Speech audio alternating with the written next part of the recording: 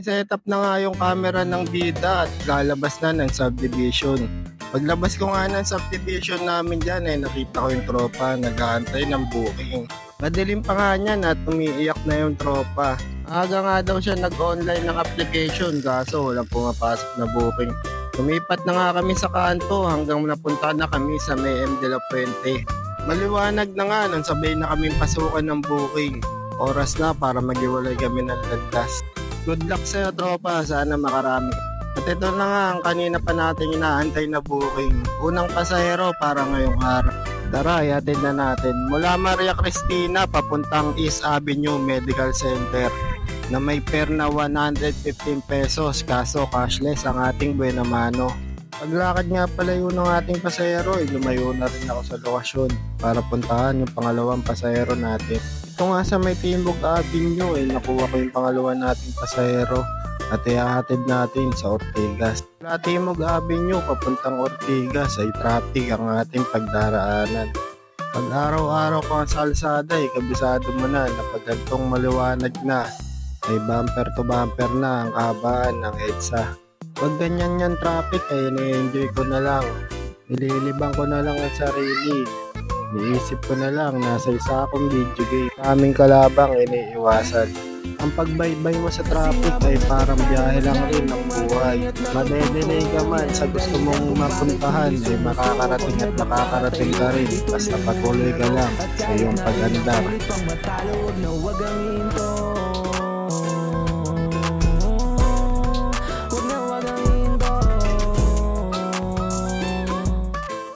Sa mga oras na nga ito ay naiisip ko nang hindi makukuha ang 12 rides incentives ni Ubit.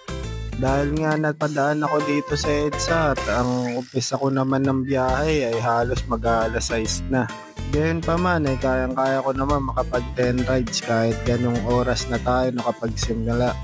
Dahil nga gantong oras ay dadagsa na rin ang booking. Pagkatapos nga ng pagsungong sa traffic ay nakarating rin kami sa destinasyon ni ma'am. Dito yan sa may Tectite Tower sa may Ortigas. Nagkakaalaga nga lang ng 95 pesos ang fare ni ma'am. At cashless na naman. Silaw na silaw nga ang bida nyo. Grabe ang tirit ng araw. Nasa 6:30 pa nga lang ng umaga at naghihingalo na ang gasolina natin. Wala pang madukot sa bag natin dahil nga puro cashless ang ating nakukuhang booking. Medyo nagutom nga tayo sa biyahe na yun kaya kumain muna tayo ng paborito nating fried siopaw. Buti na lang may laman pang 50 pesos yung Gcash natin kaya nagkaroon din ng laman ang tiyan natin.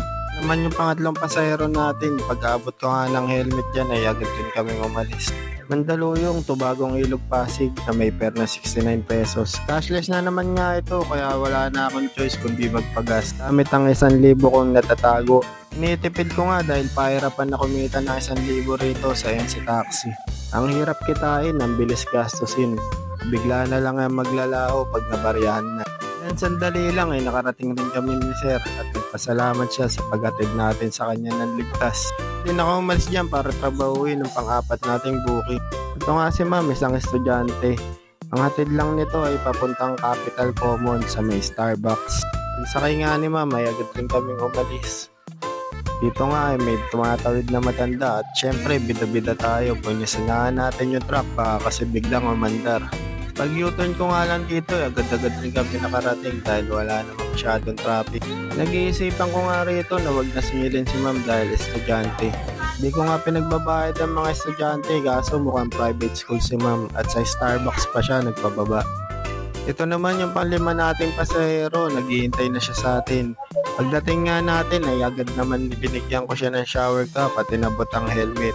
Nung sinabi niyang let's go na, kaya naman umalis na tayo rin agad-agad. Sa mga oras na nga na ito ay kailangan natin na magmadali. Ibig ko sabihin sa pagmamadali ay yung pagkilos. Pagkababa, sakay, andar. Hindi yung nasa kalsada at bibira ng kaskaserong banat. 59 pesos nga yung fare ni ma'am doon at naghingi lang siya sa atin ng 10 piso at meron tayong tip gun na 70 pesos. Naguluhan ka ba? Binilang mo ba? Ito naman yung pang-anim nating pasahero na pick up natin sa Group Tower. Ang hatid nito ay sa may Rockwell. Na-traffic nga ako dyan at ang tagal ng biyahe namin ni ma'am. Dahil dumaan ako sa may Julia Vargas. Yun pa man, nakarating naman kami ni ma'am na safe sa kanyang destinasyon. Mukhang hindi naman nagmamadali si ma'am dahil ang lakad niya lang ay kalmado palayo. Ito naman si Ma'am Jim na masayahin. Kita naman sa mukha niya, nakatawa siya agad. Pinasa niya nga yung pangalan ko, mukhang sa pangalan ko siya natawa.